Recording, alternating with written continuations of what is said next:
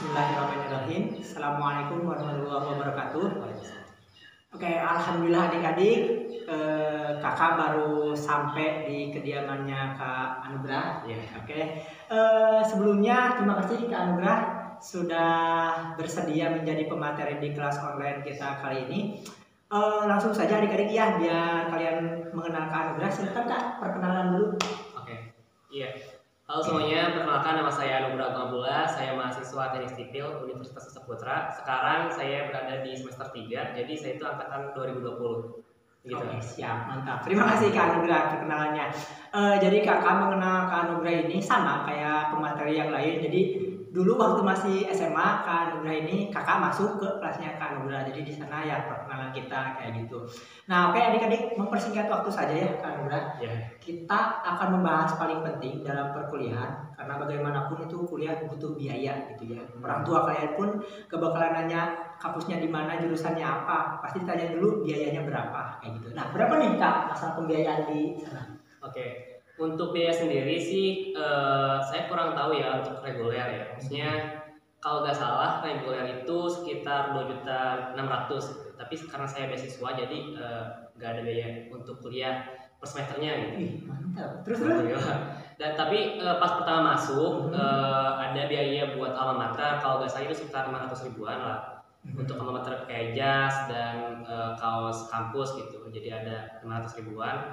Terus ada ospek jurusan itu biayanya 400 ribu. Nah, jadi itulah untuk awal masuk beasiswa kayak gitu. Oh, berarti kalau misalnya maksudnya nggak dapat beasiswa alias reguler ya? Iya. Alias reguler itu berarti 2.500.000 ditambah buat ospek 400 ya, ditambah buat alma mater 500. Iya. Berarti sekitar hampir 3 juta. 3 juta setengah lah ya? Sekitar segitu. Oke. Tapi reguler juga kan ada shift siang, ada shift malam di sana itu. Jadi kalau shift siang itu kalau nggak salah 2 juta. Jadi nggak 2 juta setengah gitu, 2 juta. Oh. Kalau yang malam. Kalau yang malam itu kuliahnya masih tetap Senin sampai Jumat. Nah, kalau untuk itu kurang tahu juga, soalnya kan online, jadi kurang tahu juga. Tapi kalau informasi dulu di browser itu kayak gitu. Sabtu sampai Jumat juga? Senin sampai Jumat juga? Atau cuma Sabtu Minggu? Nah, kalau yang Sabtu Minggu itu karyawan. Nah. Oh, ada lagi. Terbagi 3 kelas ya? Iya. Jadi kalau karyawan itu ada shift Sabtu, ada shift Minggu. Bayarnya sama 3 juta, berapa 3.500.000 kalau salah. Oh, lebih mahal ya? Iya. Ya karena memang kelas karyawan di mana-mana lebih mahal gitu ya. Soalnya harusnya dosen itu libur, malah kalian suruh ngajar kayak gitu. Jadi kalian mengganggu waktu istirahatnya dosen, makanya wajar membayarnya lebih mahal daripada kelas reguler kayak gitu. Iya. Nah, oke. Berarti kalau jadi terbagi 3 ya. Jadi terbagi 3, ada kelas siang, ada kelas malam, dan ada kelas karyawan gitu ya. Sesuaikan dengan waktu kalian, bisa disesuaikan dengan waktu kalian. Kalau misalnya kalian pengennya yang malam gitu kan, atau karena mungkin kalian insomnia, gak bisa bangun siang, gak bisa bangun pagi, cocok. saya kadang mikir gitu, karena banyak beberapa siswa yang insomnia gitu. Ternyata ini salah satu cocoknya. Insomnia. Oke gitu ya. Solusi. Solusi. Atau misalnya buat kalian yang pengen sambil kerja gitu kan, bisa yang Sabtu Minggu. Atau misalnya kalau pengen kerja juga tapi pengen kelas reguler, bisa juga di kelas reguler. Biasanya kerjanya dari sore sampai malam. Ya atur-atur aja lah, kalian pilih yang mana, nanti bisa dikonsultasikan cocoknya yang mana. Karena kalau dari segi harga rupanya nggak beda jauh gitu. Insya Allah kalian masih bisa mencapai harga segitu. Itu ya Kak Nurga. Ada lagi Kak tentang biaya? Biaya mungkin untuk kebutuhan tugas sih. Biasanya kebetulan saya teknik sipil kan tugasnya agak lumayan gitu. Kemarin juga pas UAS ada sampai yang 50.000 gitu untuk satu mata kuliahnya. Tergantung dari mata kuliahnya masing-masing. Ada yang mahal, ada yang nggak mengeluarkan biaya sekali. Oh, oke. Itu di luar biaya kuliahnya ya, di luar tugas-tugas. Nah, terus apa lagi? Ngekos mungkin ya? Boleh juga tuh. Biaya hidup. Oke, kalau biaya hidup ngekos itu di sana itu kebanyakan 600.000 per kosan. Nah, tapi ada juga kalau mau yang lebih murah, ada teman saya juga yang 450, ada yang 500, tergantung gitu. tergantung letaknya di mana sama fasilitasnya apa aja di sana. Tapi rata-rata 600 ribuan. Oke.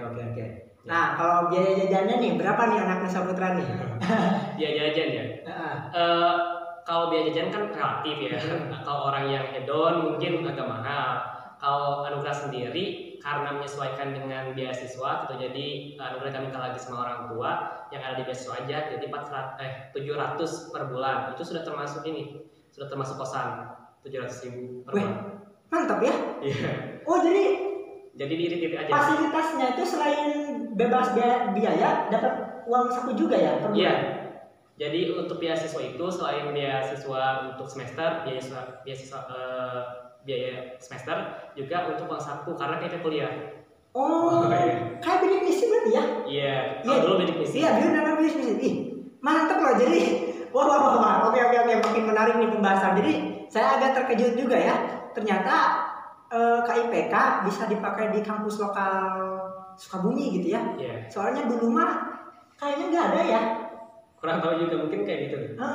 Jadi yang nggak tahu ya, tapi iya soalnya kalau dulu kan biasanya kampus-kampus negeri aja gitu kan, swasta malah dikit kuotanya, tapi kalau ini malah banyak ya? Banyak banget, bahkan di kelas Anugerah mungkin hampir lebih dari 50% yang dapat KIPK? Yang dapat KIPK kuliah.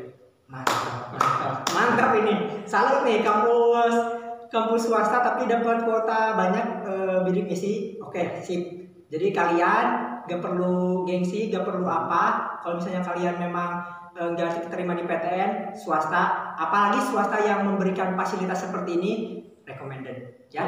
Kalian tidak menyusahkan orang tua. Iya, itu mantap. Itu oke. Itu ya tentang pembiayaan. Ada lagi Kak?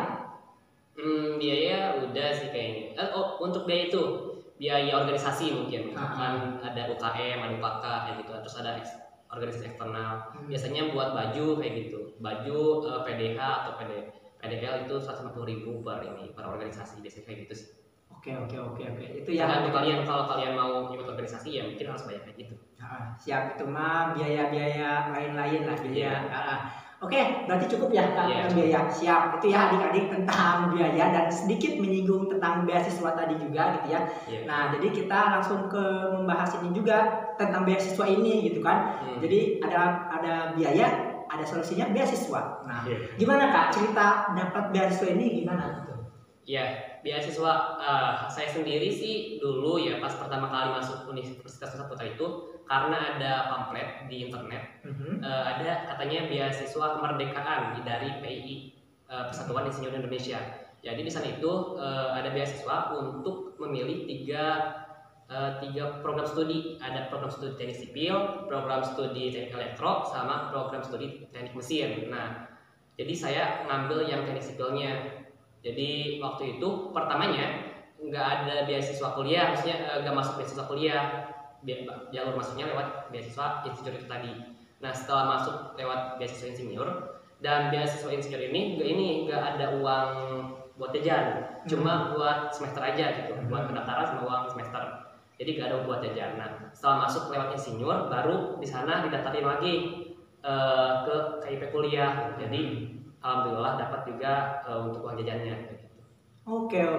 Itu beasiswa berarti tahap seleksinya 2 kali ya? Iya, karena Anugerah masuk lewat jalur insinyur, terus setelah masuk di sana nanti ada seleksi lagi untuk yang beasiswa yang kuliah. Uang jajannya. Jadi pertama buat ngebebasin biaya kuliah, yang kedua buat dapat uang saku. Iya. Oke. Nah, kalau waktu SMA kan Anugerah dapat beasiswa juga nggak KIP-nya? Enggak. Oke. Jadi mengajukan ketika ini ya? Ya, ketika kuliah. Siap. Soalnya beda kan? Ada waktu SMA namanya KIP, kalau kuliah itu KIPK. Ya, nama KIPK. Oke, gitu ya. Oke, itu beasiswa yang Kak Anugerah dapat. Nah, terus ada nggak selain beasiswa ini? Banyak. Di Universitas Nusa Putra sendiri ada namanya beasiswa 1000 anak negeri. Jadi di situ ada beasiswa buat santri, beasiswa untuk non Islam, beasiswa untuk orang timur, beasiswa luar negeri, beasiswa non Jawa Barat, ada banyak maksudnya kayak di situ. Jadi sekarang ini Universitas Nusa Putra ini lagi gencar-gencarnya mencari mahasiswa gitu buat di kuliah di sana kayak gitu. Benar-benar ini beasiswanya banyak. Terus yang paling tren juga beasiswa bupati dan beasiswa wali kota Sukabumi. Apa tuh? Jadi paling banyak mereka itu ada beasiswa bupati. Jadi nanti Universitas Sukabumi ini bekerjasama dengan Bupati Sukabumi, begitu juga dengan wali kota Sukabumi untuk menggratiskan atau mendapatkan beasiswa di Universitas Saputra. Jadi keren ya ini. Wah, benar. Kayak gini emang harus diviralkan ya, benar. Jadi kampus-kampus lokal yang memang bisa bersaing gitu kan. Ya bagus. Ini saya agak terkejut juga ya. Jadi bagus. Jadi nggak bisa ngomong lagi nih saya tentang ini. Soalnya saya rasa tentang beasiswa kayak gitu harus benar-benar diviralkan, harus benar-benar sebarluaskan, karena yaitu memberi semangat buat orang-orang yang apalagi memang berlatar belakang ekonomi yang kurang mampu, jadi mempunyai semangat itu ya Kak. Iya. Oke, ada lagi Kak? Beasiswa banyak sih, mungkin nanti tinggal dicek aja di Google, dicari aja beasiswa di Universitas Saputra, itu udah ada gitu. Masya Allah. Berarti saking banyaknya ini bisa jadi kita 1 jam bisa bahas tentang beasiswa terus ya. Nah, itu dia. Iya, jadi buat kalian yang pengen tahu lebih tentang beasiswa ya, kata Anugrah tadi, silahkan browsing aja sendiri ya. Dan juga beasiswa itu memang lebih banyak ketika kalian sudah menjadi mahasiswa gitu ya. Betul. Jadi kalau misalnya kita beasiswa sebelum jadi mahasiswa itu dapatnya kemungkinan kecil karena kita bersaing sama kebanyakan ya. Tapi ketika menjadi mahasiswa, kalian bersaingnya cuma semahasiswa aja, dan tidak semua mahasiswa pintar itu juga mau susah payah buat dapetin beasiswa gitu ya. Kayak gitu. Jadi buat kalian yang pengen tahu atau kalian udah dapat beasiswa dulu ketika sebelum masuk kuliah, masuk dulu aja, insya Allah dapat. Masa sih dari puluhan, dari ratusan beasiswa yang kalian ajukan nggak dapat satupun gitu ya? Insya Allah dapat kalau kalian memang berusaha kayak gitu ya. Iya, betul. Siap. Itu tentang beasiswa ya, cukup aja sampai di sini biar kalian browsing sendiri. Nah, itu tentang biaya beasiswa. Kita masuk ke jalur masuknya, Kak Anugrah. Ada apa aja? Nah, kalau jalur masuk itu kan di Universitas Saputra biasanya kalau sekarang nih online gitu. Jadi ada gelombang 1 sampai gelombang 5.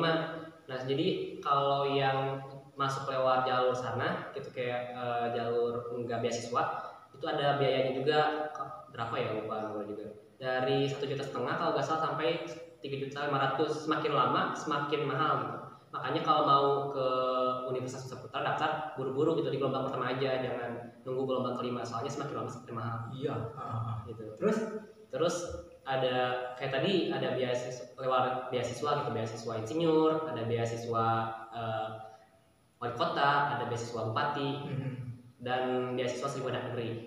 Nah, jadi ada itu untuk jalur masuknya. Itu jalur masuknya rapot semua atau ada tes tulis? Nah, kalau Anugrah sendiri sih waktu itu karena beasiswa PI, jadi itu ada tes tulis sama kalau rapot mungkin ngumpulin berkas-berkas ya kayak gitu. Tapi ada tes tulisnya juga sama wawancara jalur beasiswa kayak gitu. Tapi gak tahu kalau yang reguler Anugrah juga pernah mengikuti gitu. Oke, siap. Itu ya adik-adik, ada 2 jalur reguler tadi. Yang pertama ada 5 gelombang. Yang makin lama makin mahal, wajar, soalnya makin lama ya kalian sendiri pasti menyepelekan, pengen masuk dulu ke biasanya Kak, biasanya pengen ke negeri dulu gitu, gak keterima di mana-mana baru swasta. Padahal kalau menurut saya pribadi bagus juga kalian daftar di gelombang pertama di swasta, buat di cadangan boleh, buat jadiin langsung juga boleh, biar kalian nggak ribet sendiri nanti ya. Nanti yang lain mau udah dapat ya, kalian karena mungkin terlalu egois gitu kan, kalian itu jadi nanti kalian ribet sendiri gitu, udah nggak ribet nambah biaya lagi, beban lagi. Oke gitu ya. Yang kedua tadi benar ada jalur beasiswa yang Kak Anugrah sendiri masuk gitu kan. Nah itu 2 jalur aja ya adik-adik, tapi 2 jalur ini banyak gelombangnya. Kalian masa sih dari sekian jalur nggak keterima ya? Oke, itu tentang jalur masuk. Kita masuk ke sesi selanjutnya, pernyataan tentang kenapa Kak Anugrah milih jurusan ini. Nah, untuk awalnya sih Kak, Anugrah pengen masuk ke teknik informatika. Karena dari SMA, SMP gitu, dari SD sudah suka sama komputer gitu, suka sama coding, suka ngoprek-ngoprek lah. Iya. Tapi karena anugerah masuknya jalur beasiswa insinyur tadi dan pilihannya cuma ada 3, yaitu teknik sipil, teknik elektro dan teknik mesin, jadi anugerah terpaksa memilih untuk ke teknik sipil gitu. Oke, siap.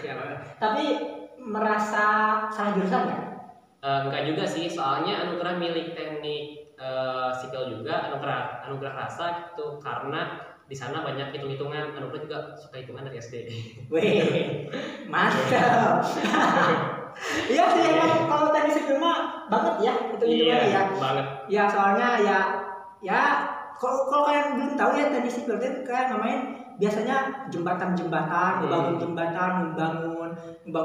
gedung bertingkat, pokoknya pembangunan masyarakat lah kan sipil itu masyarakat ya maksudnya gitu. Jadi kan menghitung ketinggian, angin, arus angin. Gitu. Kalau nanti salah perhitungan malah nanti runtuh sama angin, gitu kan. Gitu. Jembatan biar ketika dilewati gimana supaya lentur gitu ya.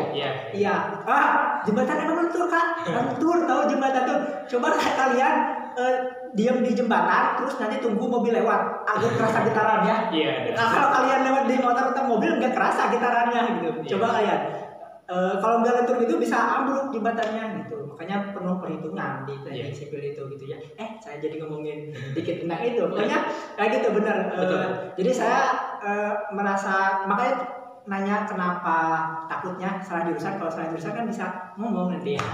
Gitu. Tapi nyaman ya di jurusan ini. Alhamdulillah lumayan. Apalagi dapat beasiswanya ya.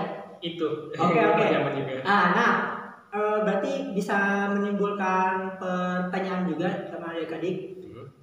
Berarti apakah kita harus tetap memilih jurusan yang kita inginkan tanpa beasiswa atau kita memilih jurusan yang penting dapat beasiswa? Kalau anugerah sendiri sih lebih ke beasiswa sih, soalnya teknik sipil juga lumayan masuk itu ke anugerah, karena pertama tadi anugerah suka hitung-hitungan gitu. Kedua, karena saya melihat di daerah sini pembangunannya masih kurang, apalagi di jalan, mungkin di sini masih belum aspal gitu ya. Di rumah anugerah pengen kedepannya kalau masih belum aspal nih, semoga bisa dibangun lah aspal gitu. Wih, berarti benar-benar membangun daerah ini ke anugerah gitu ya. Oke. Kalau misalnya ya kapan-kapan lah kalau misalnya kalian ada waktu bisa main-main ke rumahnya ke anugerah. Jadi niatnya ke anugerah itu ternyata selain memang dia tidak melupakan cita-citanya gitu kan, tapi tetap masih dalam jalurnya gitu ya. Oke.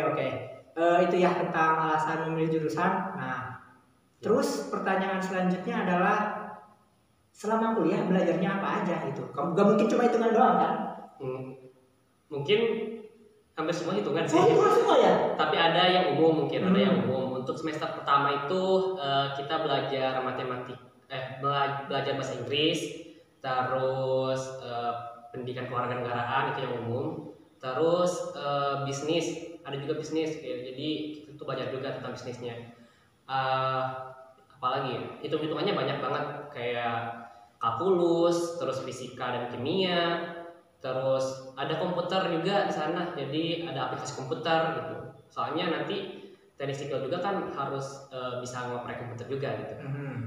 Semester 2 itu analisis numerik, terus aplikasi komputer teknik, terus bahasa Inggris teknik, terus gambar teknik kayak gitu. Jadi semua yang teknik mulai masuk di semester 2-nya gitu.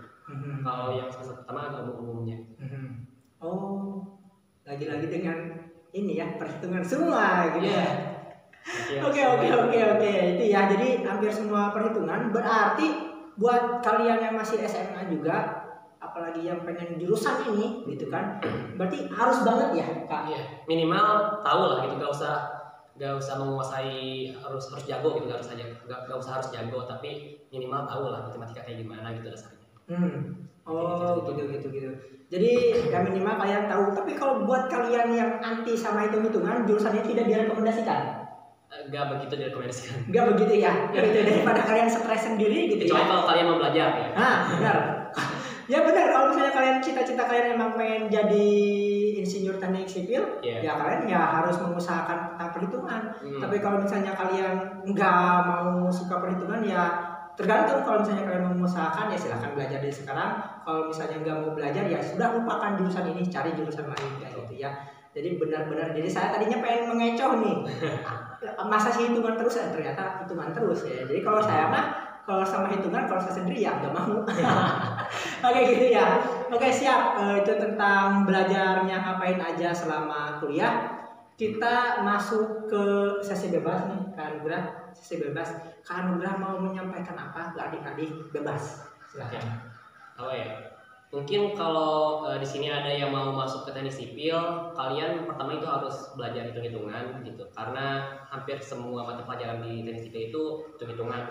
Karena kan kita yang yang merancang gitu sebuah bangunan, sebuah infrastruktur rakyat. Itu kalau kita hitung-hitungannya salah, gimana nanti hasilnya kayak gitu kan. Nah terus yang harus disiapin juga mental. Soalnya kan teknik itu ya tau lah, mental teknik itu harus keras bro. Bahkan ada slogan apa ya, pokoknya ada slogan teknik itu harus kayak gitu lah, mentalnya nggak boleh lembek lah kayak gitu. Jelas. Ya kalau lembek kalian nanti roboh bangunan. Iya kayak gitu. Oke terus di ospek mungkin teknik sipil juga paling, kalau di kampus saya ya teknik sipil paling ini deh, paling parah ya, paling parah. Iya benar. Terus apa lagi? Iya itu sih, mungkin harus siapin mental sama siapin pengetahuan tentang teknik sipil dulu. Jangan sampai nanti pas kalian masuk teknik sipil terus kalian merasa, oh teknik sipil kayak gini ya, kok gue merasa gak cocok gitu. Soalnya banyak teman-teman Anugrah juga yang kayak gitu. Kenapa saya milih jurusan ini? Atau mungkin saya kira teknik sipil jadi PNS gitu. Soalnya kan pegawai negeri sipil ya. Iya benar. Ada banyak yang kayak gitu. Ada yang mikir gitu juga ya. Oke. Siap, ada lagi Kak? Itu mungkin udah ya. Oke. Benar ya, bukan dari sekian. Setiap ada pemateri tentang membahas tentang teknik sipil, semuanya menyangkut tentang mental. Iya. Gitu ya, tentang mental. Jadi siapa aja yang menjadi pembicara tentang teknik sipil selalu mengatakan tentang mental. Jadi ya yang kalian bisa lihat sendirilah, anak-anak teknik sipil dengan anak-anak bukan teknik sipil gitu, atau intinya teknik kalian bisa lihat sendiri orang-orangnya kayak gimana gitu ya. Bahkan serem-serem bisa dikatakan. Betul. Tidak, bukan berarti ini emang serem-serem gitu. Bahkan di kampus saya ada angkatan yang tidak ada ceweknya gitu, jadi laki-laki semua. Teknik sipil kayak gitu, teknik elektro kayak gitu, jadi ceweknya itu sedikit gitu. Iya benar. Jadi kalau misalnya kalian emang ngerasa melendoy gitu kan, mending gak usah yang melendoy masuk sini. Kalian bakalan jadi beban sendiri, beban mental sebenarnya. Beban mental kan lebih bahaya daripada beban yang lain gitu ya. Jadi mendingan gak usah lah kalau misalnya itu kalian melendoy mah gitu ya. Jadi ini buat yang berjiwa-jiwa kuat. Selain kuat mental, kuat hitungan dan kuat segalanya lah ya. Insya Allah kalau teknik ini ya. Jadi bukan buat orang-orang yang merasa santai-santai, jangan masuk sini mah. Jadi memang karena di kampus saya sendiri tuh teknik sipil tuh emang jurusan paling gimana gitu ya. Oke itu aja Kak, nggak ada lagi. Oke siap, itu ya adik-adik untuk pembahasan kita kali ini. Jadi buat kalian pengen tahu jurusan lain, kampus lain, silahkan komentar, nanti akan kakak carikan pematerinya. Atau kalian pengen siapa yang jadi pemateri, nanti kakak coba kontak dia, siapa tahu mau gitu ya. Oke, Kak Anugrah, terima kasih sudah menyapa adik-adik dalam materi kali ini. Untuk adik-adik semangat selalu, sampai jumpa di video selanjutnya. Assalamualaikum warahmatullahi wabarakatuh.